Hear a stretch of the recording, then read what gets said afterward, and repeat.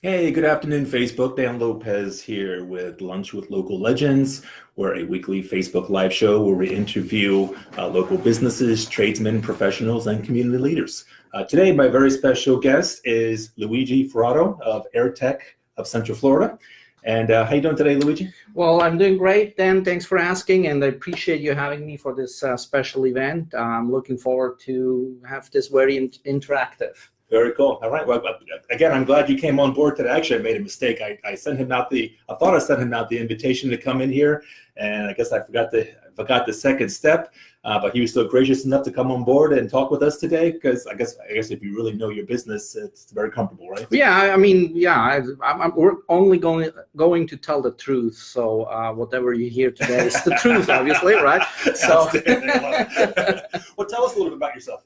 Well, so my name is Luigi Ferraro. The name gives it away. I have Italian heritage. I live in Florida since 12 years. I moved over with the family, one wife, obviously.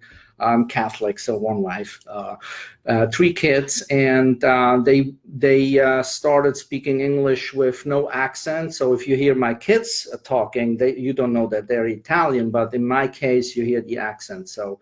That's about me. And you said you moved here to Central Florida when? Yes, I moved here August 1st, 2008 from Switzerland, actually. With family, one dog, and 10 suitcases. That's it. I love it. Was the dog in one of the suitcases? No, actually, he traveled with us in the cabin, so he was little back then, and now he's a little bit bigger and fatter. He's getting older, so very cool. It's all good. What kind of dog? It's a Parson or Pearson, however you want to say that, Russell Terrier. So it looks like a Jack Russell Terrier, but it's a wire hair Russell Terrier, and the race is called Pearson or Parson, however you want to say that. Is it like a 15-pound dog? 20-pound yeah, dog? 15 to 20 pound. Okay. So yeah. I always say, never been a dog I didn't like. Love animals. Yes, I do too. Want to give a quick hello to Michael Krieger. Thank you for coming on board and watching us. Really appreciate that. If anybody has any questions for Luigi, feel free to ask away. How long have you been in the heating and AC business? So I myself, for about 2 years, I bought this company, AirTech, back in 2 years ago.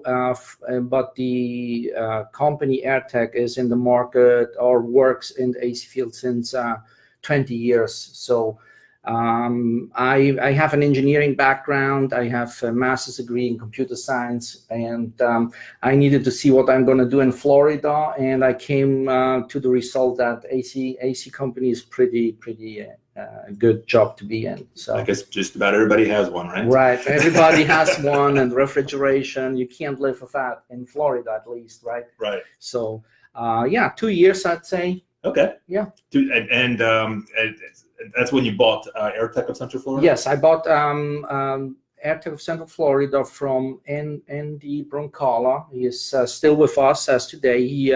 He's doing business development. He still does quotes and goes out, meets with the customer, helps here and there. So he's still part of the team, yes. Okay, outstanding. And in full disclosure, AirTech of Central Florida is one of Legends Realty's preferred vendors. So they've been doing outstanding work for us for a number of years now. We really appreciate all that you do. Oh, I appreciate you. We're trying to strive for always the best. So. And you do. You absolutely do. We certainly appreciate it. So tell me, what are some of the challenges that you might come across in the heating and AC business? Yeah, I mean, so challenges really are, when the AC breaks down. So then we're required to solve that problem as soon as possible, because especially in the summer, especially in the very hot days, right? So mostly what happens is people work during the day, and then they come back home at 5 o'clock noticing, oh, we have 90 degrees in the house. Yes. And that's when we get the calls, and sometimes we don't get only one call, we get a couple of calls. So right. we're called to action, and we want to make sure that the customer gets AC back as soon as possible. So that's the challenges sometimes. And, people sometimes don't quite understand, what the problem is. And so sometimes a lot of pressure too. So, what are some of the more common reasons that you come across for why heating and AC might suddenly stop working? Yeah, so common reason sometimes is as simple as, maybe the drain line is clogged because maintenance was not done correctly. So we have to go there, spill the drain line and get the system up and running. That's easy fixes because that's 10-15 minutes of work and the customer is happy again. Right. That's so the more general common problems, and then obviously age sometimes is a problem when we try to patch a system to make it live longer. You never know when it's quit working. Okay. Yeah. So and that's actually happened to me. I'm sure it's probably happened to most people where your drain line will get clogged up. If I guess one of the things that you could do to prevent that is put a little bit of bleach in the drain line. Yeah, so I'm not a fan of bleach because just for environmental reasons. So something that works really good is vinegar. Vinegar, okay. Yes, so vinegar, every homeowner can do that. Put some vinegar in hot water and spills it out. But the problem with that is the normal homeowner doesn't have access to the drain pan, which is inside the air handler. Right. So that's where the problem starts. So regular maintenance from an AC technician will help prevent to accumulate the clogging of the drain line by what we usually do is we put a tap inside the air handler, which helps to dissolve the clog from inside the air handler. Gotcha. But yes, definitely, I would definitely do vinegar instead of bleach. Okay. But that's personal preference. And in a situation like that, do you typically blow through the drain line, or do you use a vacuum cleaner on the other end, or a combination of both? Or yeah, so the first stage is we blow it out, and then there is sometimes some hardcore clog drain. The drain is clogged so strong that just with air we can resolve that. Then we put the vacuum in the outside and approach it with both systems. We have had some bad cloggage where mices got trapped in the drain line, where they got stuck in there, so we had to open up the pipe. That is very rare and few and beyond. So but yeah, so. Very cool. I just want to say a quick hello to Tina. Thank you for coming on board, Tina, my wife. She's joined us here. And if you have any questions for Luigi, please go right ahead. Hey, Tina, nice seeing you here. And we're kind of talking about the drain line a little bit. I probably should touch on, because I'm sure not everybody knows, what are the basic systems of a heating and AC system? Yeah, so basic components. Basic components. Yeah, we have basically known as the outside unit and the inside unit. Yep. The outside unit is referred as the condenser, right, and has the compressor in it and a coil. And then the inside unit is referenced as the furnace, air handler. There is many other names, but it's also having a blower and a coil. So, and the job of the AC is actually to remove heat from inside and push it out outside. Right. And that's done with a refrigerant that the system is connected with two pipes from the outside unit to the inside unit. Okay. And that refrigerant, transports the heat and gets expelled in the outside unit. So those are the general components. So basically what it's doing is just grabbing the hot air from inside of the house and putting it through the system. Right. I guess with the use of Freon or whatever type of gas happens to be in there, then that pulls the heat out from it and it pushes it outside. That's correct. And then it replaces the air with the cooler air. That's correct. The air that heat has been removed from, right? Right. That's exactly right. So thermodynamics law is that the hotter air is attracted to the cooler air, because for physical dimension, it's not hot.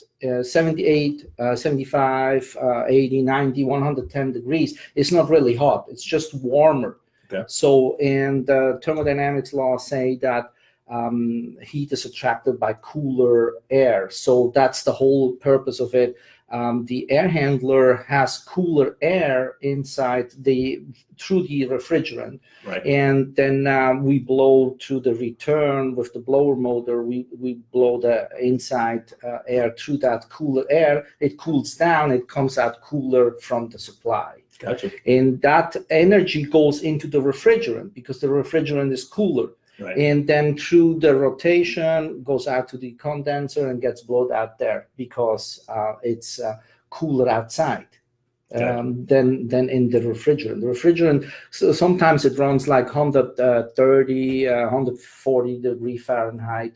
So if you have 110 outside air temperature, Mm-hmm. it seems hot to you, but the refrigerant is hotter. That's why the heat gets extrapolated to the cooler air outside. Outstanding. Yeah. That's it. I kind of remind that a little bit from basic science class. Heat goes from higher concentration to lower concentration, correct? Right. That's correct. That's correct. Yes. It travels from higher concentration to lower concentration. See, Perfect. my science teacher will be very proud of me. For Right. that. Probably he will. Wonderful. So you got your outside, your compressor, and then your inside air handler, Mhm. or condenser unit, I guess, at the outside. Does one usually break down more than the other, or Yeah, so usually it depends. Again, I have to push that button again on the maintenance. So filter change is very crucial. Okay. You have to change the filter. You cannot let the inside unit run without the filter, because what happens is that dust deposits on the coil, right? and then it clogs up the coil also, and then that can become a problem. Some homeowner try to clean that themselves, and so that can break down. You cannot use any chemicals in the inside unit because it's always humid. Right. So you want to no just Windex or anything like that. no bleach. No bleach. No bleach, that's for sure. You want to just use water, and but I would recommend not to do that by yourself. It's because you can really damage the unit. Well, So, and to do it properly, you really need to pull out yes, the insides of the air handler in yes, order to really get in there and clean it out. Correct? exactly. So if you did not keep up with your maintenance, and it's after 5 years, and that coil is clogged up with dust, Right. The only way to get it really clean and back to almost new is we have to remove it from the inside unit, bring it outside, and rinse it off really, really good. Okay. That's just, but the problem with that is, in order to do that, we have to first extract the refrigerant, reclaim it in a bottle so we can reuse it back in, and that just takes time, and have to pull a vacuum again, so that in order we can put in the refrigerant and make the unit work as new. Okay. Yeah. So, and touching on the filters, how often do you recommend having the filter replaced in the unit? Yes, that's a very good question. So the filter, at my house, I'm very religious about is once a month. Okay. If you consider that a filter might cost between $5 to $12, it's a minimal investment to keep that unit working as new for a long, long, long time. So Okay. monthly. I have also skipped it. If I take out the filter and I see, it's not really very dirty, I keep it for another month. Okay. So, but you should at least check every month. I see. The winter period, you sometimes can skip a month and do it every 2 months, but the summer period is a lot of dust circulating, so you want to be religious about it and do it every month. Okay. Well, I'm glad you touched on that. So you Right. recommend to be more diligent about it in the winter months. I mean, in summer months. Summer month, yes. Rather than the winter months. Yes. Interesting. Okay. Definitely. Is that just because of you tend to use it less in the winter time? Well, no, but I mean, you're in Florida specifically. right. So the humidity has a lot to do with that. Yeah. When it gets more humid, that's also a medium for transportation of any dust and other stuff, and that gets clogged in the filter. Okay. So summer months are a little bit more humid, so you want to be more religious about it. I see. Okay. Yeah. All right. So two basic maintenance points. Shane Spring just joined us. Hey, Shane, thank you for coming on board. Really appreciate it. If you have any questions for Luigi of AirTech of Central Florida, please feel free to ask. And what was I going? Maintenance again. So we talked about changing out the filters Mhm. regularly, at least once a month. or you said just once a month, and then putting vinegar in the drain line. Yes, instead of bleach, just because it will be environmental friendly. I love that. Okay, yeah. Excellent. Any other maintenance items that you would suggest in regards to taking care of your heating and AC system to get the maximum amount of life out of it? Sure. So one thing that's very important is the outside unit. You want to make sure that no leaves are collected around the AC unit, because obviously it needs to transport the air throughout the coil with the blower, and if that gets clogged up, the efficiency goes drastically down. So you don't get the full. You still use the electricity to blow the air through, but when it's clogged, the refrigerant doesn't get cooled enough, and so less efficient. So you're wasting money. Okay. So something is to watch outside, especially if you have tree around it. Go there and make sure that around the condenser there is no leaves or anything that could hinder to transport the air through the condenser. And I would assume that's probably something that you should do more on a weekly basis. I mean, I guess you can probably tie it into how often you cut your grass, right? Sure. I mean, exactly. That's a good point. If you cut your grass and you have grass around your condenser, keep an eye on it. Right. Something is there, just take it away, and that will make sure that your unit is running at the best it can. Okay. Yeah. You ever get calls, and this just kind of popped in my head, somebody calling you up at 2:00 in the morning, and suddenly their outside condenser is just making this ridiculous noise, bang, bang, bang, bang, bang, bang, type thing, and then you go out there and something got into the condenser unit. Exactly. That can be from animal to leaves to anything, but we had calls like that. I bet you do, right? Right. We had some calls like that. Yes, I think it was my neighbor. Just maybe about a year ago or so. It woke us up at about 2:00 in the morning. I go over there just to see what's going on, and a snake had kind of climbed in there. We shined a flashlight. Oh my God, it was a murder scene. Yes, it is. It sure is. But that's just rare, right. But it can happen. Yes, sure, right. Definitely. Yeah. Outstanding. So basically, I guess what you talked about is your busiest time, then I would assume will be in the summertime because of the sheer temperature of the outside, right? Yes, that's correct. So days like today, a lot of people start turning on their AC. There's people that in the winter don't turn on their AC, right. So it sits still for a couple months, and now they start turning it on. So sometimes when you turn off a system, something can happen. Okay. And yes, so the busy month is really starting April till I'd say October. Right. How do you guys overcome that then? Because like you mentioned, you come home and your AC system is no longer working. It's hot. It gets ungodly hot here in Florida. Right. And of course, they don't want to wait an hour. They don't want to wait half a day. They don't want to wait a week. Right. It has to go right then. Right. Right. Yeah. So I mean, how do you accommodate our customers during that time of the year? Sure. So we have a 24-hour service. Obviously, we try to get everything done before midnight. Yeah. We don't necessarily want to go out after midnight. It's just, if you can't solve it from 5 to midnight, so something is wrong. So we have people on call that, are ready to service Central Florida, and we have a couple accounts that have maintenance agreement with us. What's good about that is you pay the normal rate. So if you have maintenance agreement with us, instead of paying 1.5 times 80, you just pay 80, 85. It depends what contract you have. Okay. And that's good to know, because then you can, just call and say, hey, can you look at my AC? But you still pay the rate as it will be 8 to 5. So what's involved in this maintenance agreement?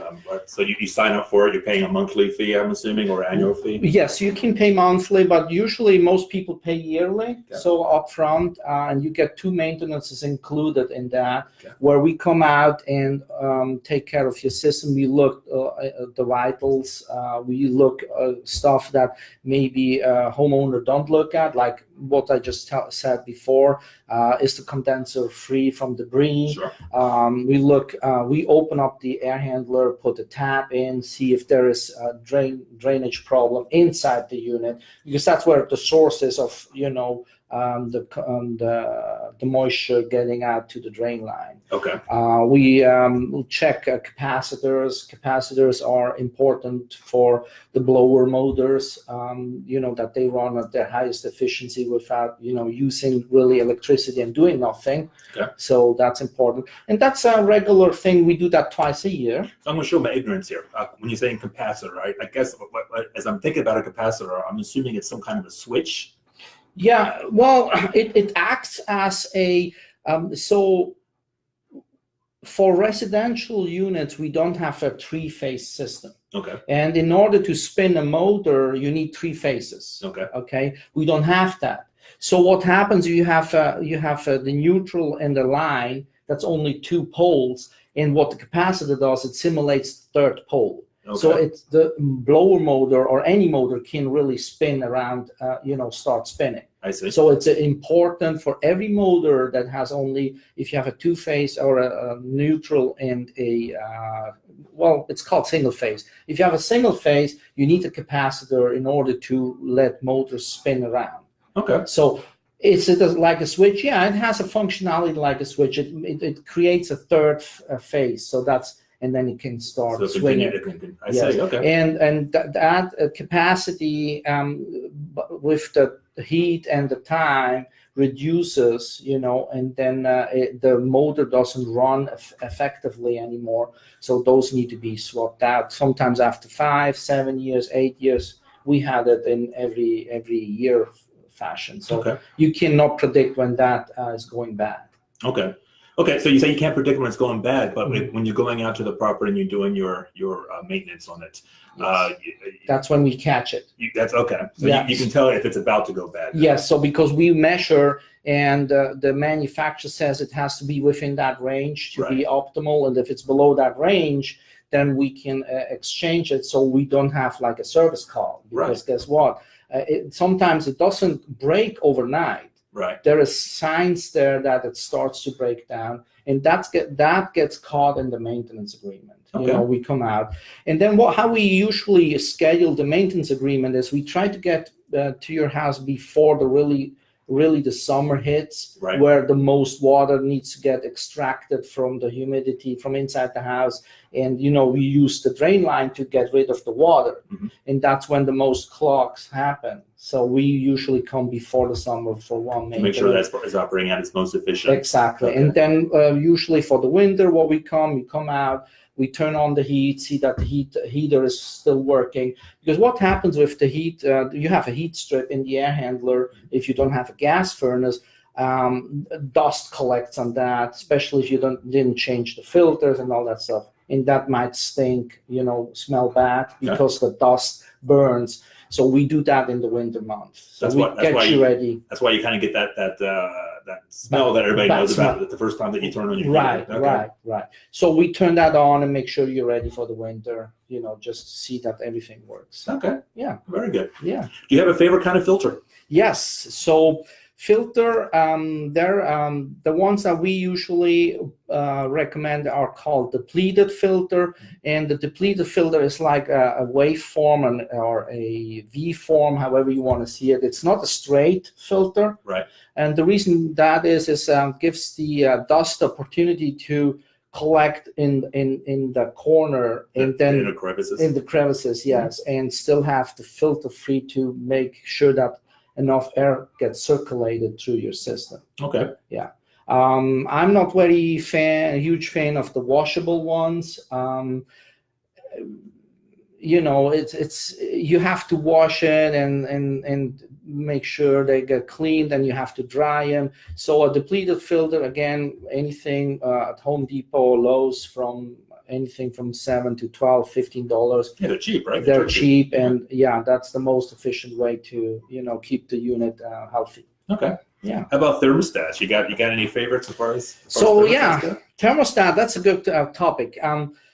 I usually use smart thermostats, or however you want to call them, they're supposedly smart because they start thinking, recognizing patterns. So we have Nest thermostats. I just converted over to a Nest. I absolutely love it. Right, that's great. So Nest. There's other ones, Honeywell, a lot of smart thermostats. Mm-hmm. What the benefit is of that is you can put a schedule where you're not home. You can run your AC a couple degree higher than when you come home, and let's say your temperature is 72. I'm just making an assumption. Sure. Yeah. But you don't need to run it at 72 when you're not home. Sure. You can go all the way. Nobody's enjoying the benefit of it. Exactly. You can go all the way to 76, 77, not much higher, because if you get too much humidity in there, the unit cannot keep up with taking it out in a short time of running. So what smart thermostats can do, they can recognize you're coming home, or somebody is home, and then you can set your preference temperature. Okay. So other thing that intelligent thermostat can do is you can program it with your cell phone that if you're approaching home, it's already starting cooling down. Nice and cool. Yeah. Nice and cool, yes. And obviously there is some eco programs where you can save a little bit of money as far as how it runs the system. Okay. It recognizes pattern. Mm-hmm. The problem with that, though, is there's a lot of energy efficient people out there that think, I'm going to run my unit at 78 to save that little bit more. Yeah. Always check the humidity. Okay. Because some systems are not good in extracting the humidity. Even if you run it at 78, you don't want to go over 55, 56% of humidity. Okay.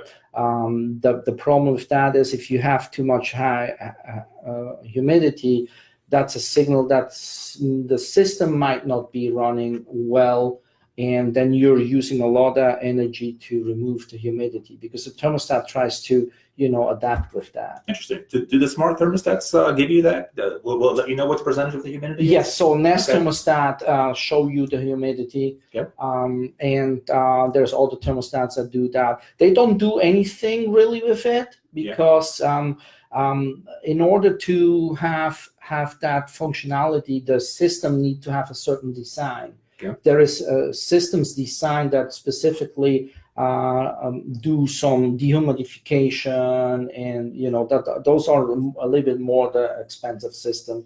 But sometimes it's worth to invest a couple $100 more to have that taken care of, especially in Florida. Okay. Yeah, because humidity soaks in everything, in the walls, in the furniture, and everything.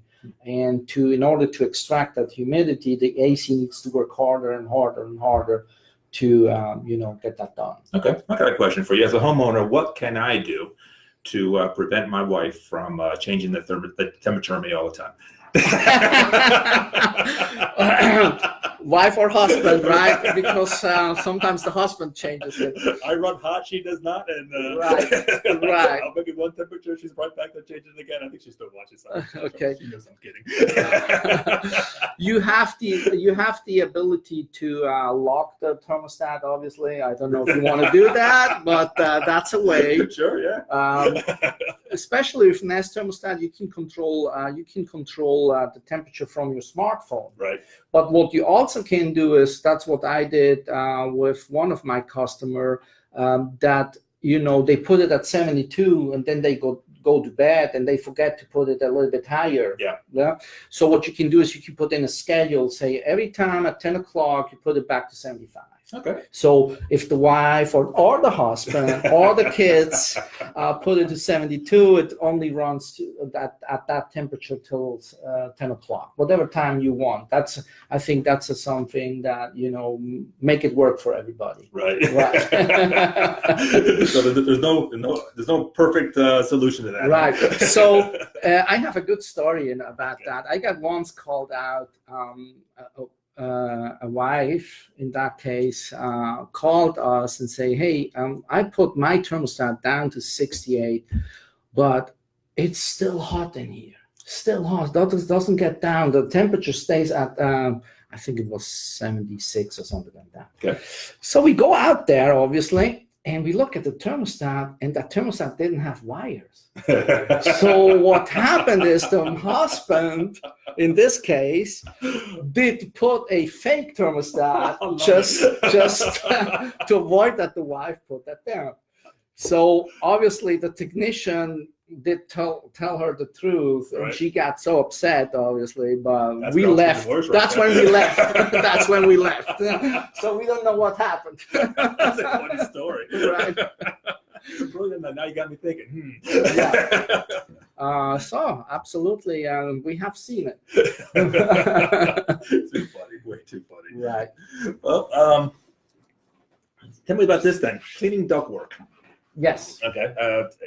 I've spoken to some heating and AC companies, and they recommend having your ductwork cleaned out, getting the dust and everything out of there, especially if you have allergies. And I've had other companies tell me it's a waste of time. Right. What are your thoughts? So yeah, the ductwork really, if you don't have the right tools, meaning there is companies out there that have the right tools. This is an expensive tool. They have to really go in and go from here all the way to the inside unit. Right. If you have that kind of tool, and that's not going to come for 100. I've seen company offering duct cleaning for 150 or something like that. Okay. That's not going to work. Gotcha. You cannot do that for $150. Okay. So if you have the right tool, it takes almost a day, because you have to go really from the supply of any room all the way back to the air handler. Gotcha. And that runs sometimes into the $1,000. Wow. I'm making an example, depending on the size of the house. Size of the house. So usually what they do is they count how many supply you have, and they have a factor. Let's say, I know a company, they do $100. Each supply is $100. Okay. So if you have 10 supplies, it's $1,000. Wow. Okay. But then you can say it's really clean. Okay. If you have a cleaning that does only the first 1-2 feet, it's a waste of money. Right. Because the supply, you can clean that yourself. Right. And what they do is they clean 1 or 2 feet, depending how far they get in. But the rest of the ductwork is still full of dust. Okay. So it's not really. How often would you recommend having that service done then?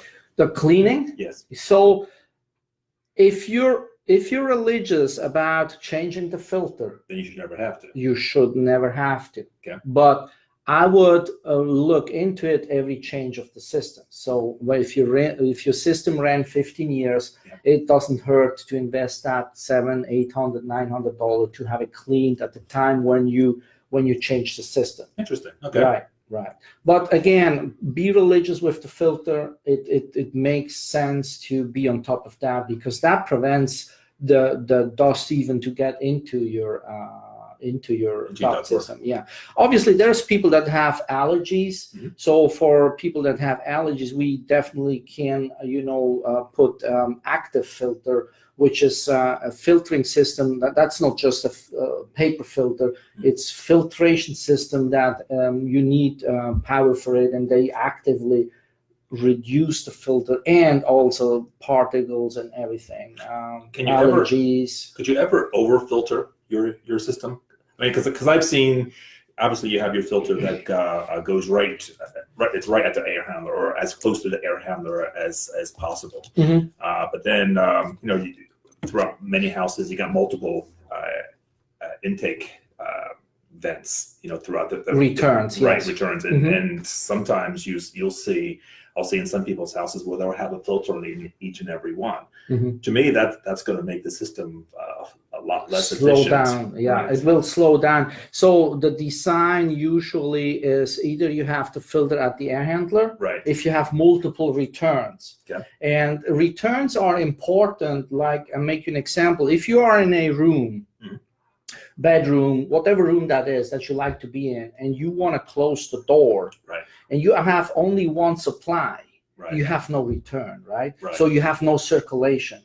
That means that the push of the air is slowed down because it tries to, go back to return, wherever that return is. And if you close the door, It's got nowhere to go. it slows down because you get air through the door, bottom, Sure. whatever. Mhm. But so return is very important. If you have a room in your house that doesn't get cooled as much as you want, and specifically if you have the door closed, we can easily fix that by adding a return, right? Okay. So obviously we don't want to put a filter on that return because it will slow down the circulation generally. Mhm. So you want to have one filter on the air handler that takes care of all the returns. Okay. It really depends on the design, but returns are important specifically if you want to get efficiency in a room that, you don't get cooled as much. So you don't suggest having it at the air handler and also putting on each and every return? No, that just slows don't. down your efficiency. Yes, you don't want to do that. Right. We had a couple of systems like that where we went there and the tenant or the owner was changing the filter on the air handler and on the return. Right. Yeah. So you either do it on the air handler or on the return. Just not both. No, because the filter is slowing down the circulation of the air. Gotcha. So you put a little bit more strain on the AC unit and you get less cooling through that. Very good. All right. Right.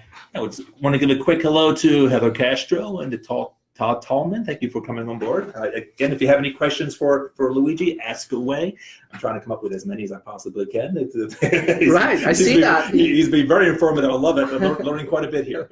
So tell me, what are your thoughts then on the UV lighting that you see a lot of people putting into their air handlers? So I do strongly believe in Florida, any AC unit with no UV is not good. Okay. We always try to sell those, not because we want to sell it, because it makes sense. Okay. And I'm trying to explain this. The UV light is mounted in the inside unit. Right.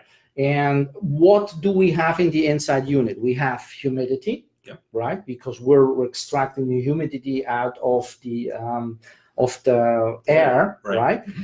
We have dampness, it's dark. Okay. And we have always a little bit of moisture and wind. So that's perfect recipe, right? Perfect recipe for growth and even beyond that. Right.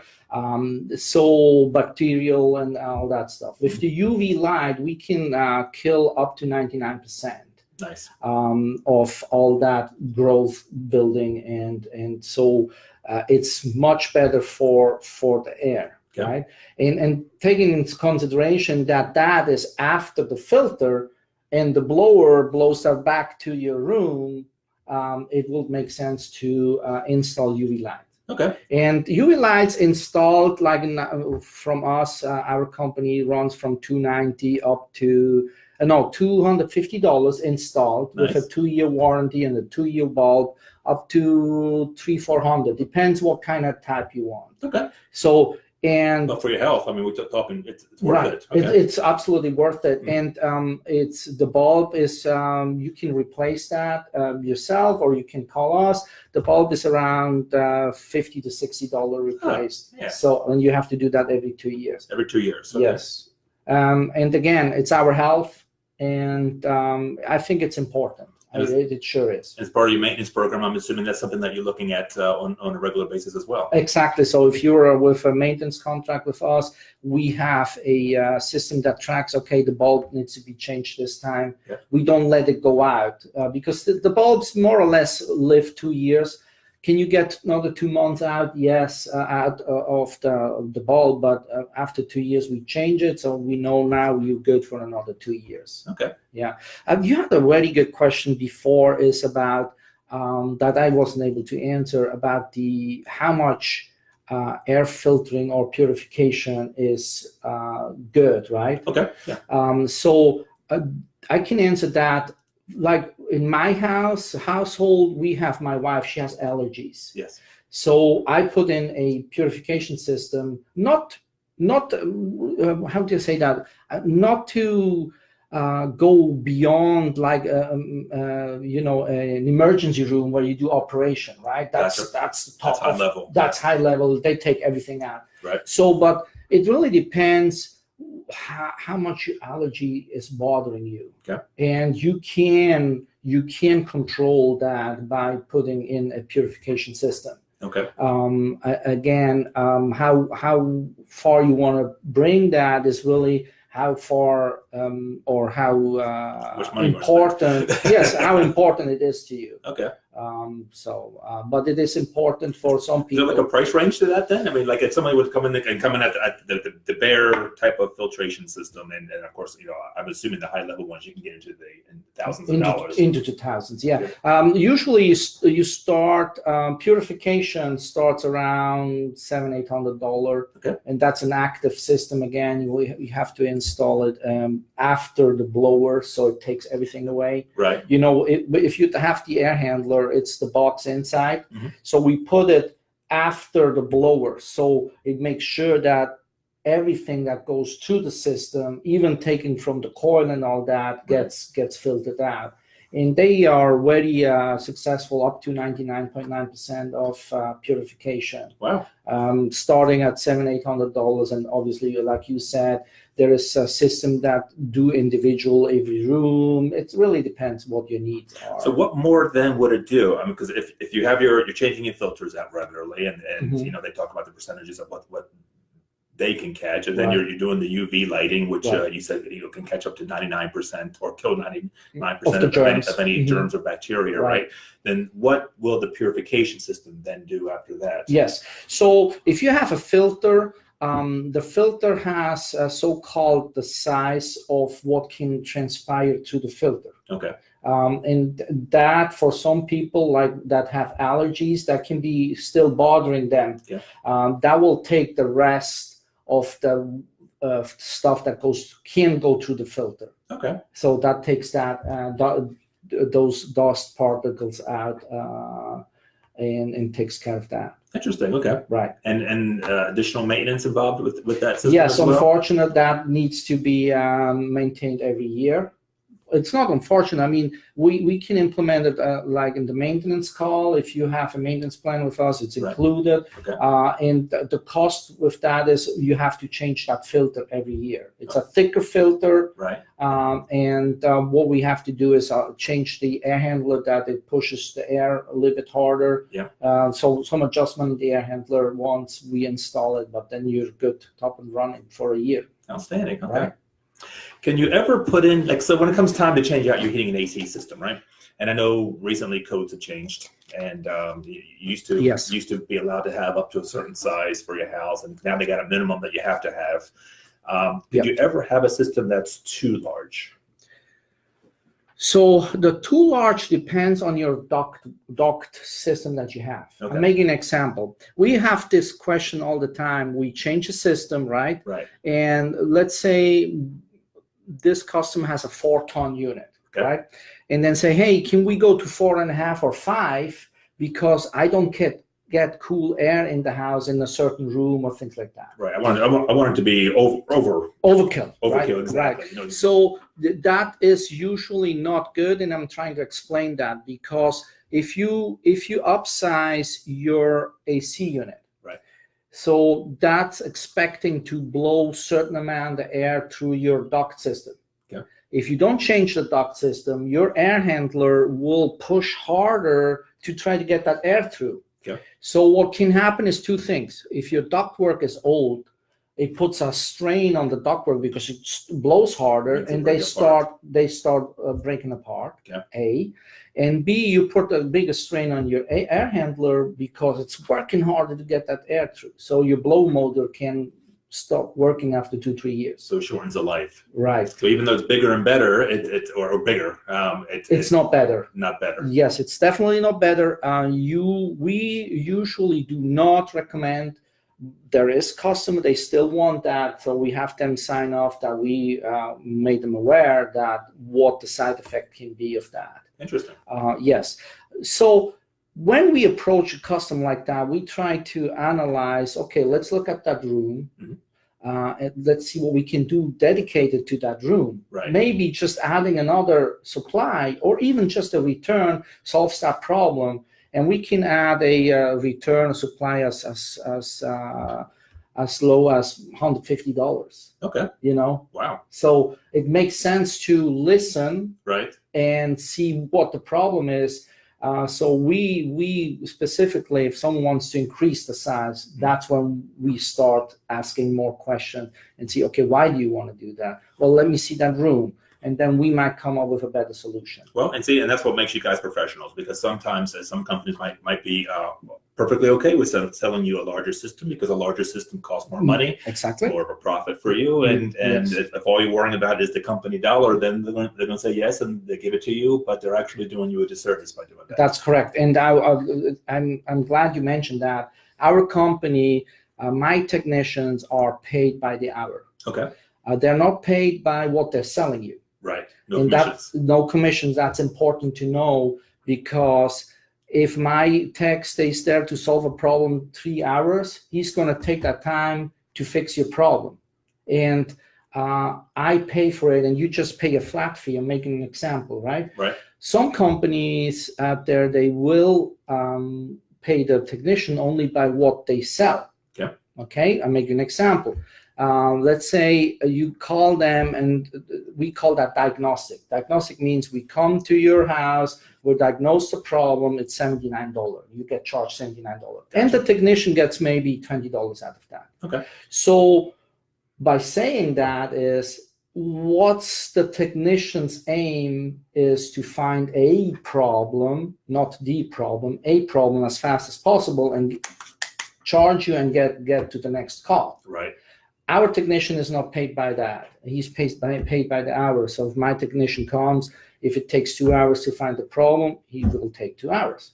So, and you get just charged that amount. I like that. That's Yes, good to know. I think that's important to know if you hire any company really out there. Okay. Well, then, before the show started, you and I were talking a little bit, and we got a little bit into solar, and Florida is taking some steps, some very significant steps on making solar more prevalent in the area, but it's the vast majority of the homes haven't even touched on it yet. Right. It sounded like you have some insight onto the benefits of solar. You wanted to talk about that a little bit? Sure, I appreciate that. Yeah, that's a good question. So solar, being in Florida will make so much sense because it's free. Right. It's a sunshine state. It's a sunshine state, and guess what? It will make so much sense. You see solar panel, the majority of it, mostly for pools where they have the water heater. But there's solar panel that combined with air conditioning, combined with solar panel that create electricity, right, and can offset some of your bill. The problem that in Florida it's not pushing that hard is because electricity is still inexpensive, right, considered to maybe other states. I think it's about a third of the price from where I'm originally from, New Jersey. Right. Yeah. So if the price goes up for the electricity, that's when people will become more aware of wanting to do something. Yeah. I'm making another example. Right now, the car industry is suffering. They're already feeling the pressure from electric cars. Okay. Whereas for 5 years ago, they were laughing at Tesla and everybody that was going into electricity, the big company, General Motors, you name it, Ford, they were even looking at electricity. Right. Now almost every brand is bringing out an electric car. Electric or hybrid version. Hybrid, right? Yeah, but pure electric. Yeah. They're looking into that. And the car industry is starting suffering and feeling the pressure of that. So the same thing is going to happen with solar panels. I know there's a lot of conspiracy out there, but I strongly believe that in 5 to 10 years, solar panels are becoming hot. Okay. So I wouldn't wait 5 years. If you're interested, there's also another example that I can make you. Like geothermal. Geothermal here in Florida is almost not existent. If you go higher north, there is geothermal where they try to offset or get the heat out of the ground of the earth and put it in the house, right? Over here will help to reduce the heat that we have, right? From the AC. You know, I was telling you before that the AC system removes the hotter air and brings it outside. Right. That costs a lot of energy to run that condenser, the compressor outside. Sure. So what you can do is you can, you know, go geothermal and have all that on the ground, and you don't use a blower, you don't use nothing. You know? Interesting. So there's a lot of stuff going on. There is also a company around here in Florida that instead of using the blower, they use solar panel for the AC unit outside. Okay. It's a little bit more expensive, but the savings are incredible. And I guess it does not affect the efficiency then of or even the effectiveness of your heating AC system if you decide to go with the solar or the geothermal. In the contrary, so there is a rating which is called SEER, SEER. Yeah. That's a rating of saying how efficient does your system work, meaning if I remove this amount of energy, because heat is energy, right? It costs me that amount of electricity, right? Yeah. That's a rating, an index that's saying 14 SEERs by law right now, the minimum in Florida that you have to have. Yeah. That's an efficiency rating of saying I can remove that much heat with this much electricity, and that's 14 SEER. It's an index. So as higher you go with that index, as more efficient it is. So you pay less electricity to remove more hot air from the inside, right? So those solar systems, they are more efficient. They're high efficient. They go up to 22 SEER rating. Wow. So you pay less electricity and have still the same cooling capacity or even better one. Very cool. All right. That's good to know. Well, thank you for touching on that. Absolutely. Thanks for asking. It's that's a topic by itself that can fill a whole afternoon. Well, maybe we'll have to bring you back and talk a little bit more in detail about that. Right. I'll bring some pictures. How about that? Stay there, right. Well, good. Well, is there anything that you would like to mention to anybody? You know, yeah. Whether it's about your company or some of the services that you offer, sure. Or the best way to get in touch with you. I'd appreciate that. Okay. Yes. So one thing that I want to make everybody aware is if you are a homeowner, the AC unit is the second most expensive thing that you have to replace on a regular basis. My regular doesn't mean every month, but you have to plan that in 10, 15 years. Yes. The AC unit, that's the expectancy of livelihood of them. Yeah. So you have to plan ahead. You can extend the life expectancy by doing maintenance, obviously. You can do that yourself, change the filter and all that good stuff. But if you want to see the inside of the system, it will be recommended that you use an AC company with a maintenance agreement. So we charge $165. We come out twice a year. But the big benefit of our maintenance agreement is that we don't charge you overtime. Meaning, if we come out on a Sunday, Saturday, and you know how that is. Friday, 5 o'clock, you come home. You have people over for dinner. Guess yes. what? Your AC unit is not working. Right. But with us, you can be, sure that we're not going to charge you more than $80 an hour if that's what needs to be done. You know. So what I'm trying to say is the maintenance agreement has a lot of beneficial for your AC system, and if that's important to you, you should definitely look any company really out there that has maintenance agreement. To sign up. And it should be important to you. I mean, because it maintains the efficiency of the unit, it maintains the effectiveness of the unit, right. It protects you, like you said. You know, you extend the livelihood of the system. Right. You know, if you can get 2-3 years more out of your system, guess what? That's a lot of savings. Right. Bucks in the bank. Right. Absolutely. And you're also developing a relationship with your company, and it just makes it that much easier, and you know, to be able to connect with you and say, hey, you know, my system is down. When's the earliest you can come out? Right. You already know who they are. You already know what the system needs. Exactly. You probably already have the parts on hand. Most of the time we do, because if it's a customer that we we go out regularly. We keep certain stock on the truck. Right.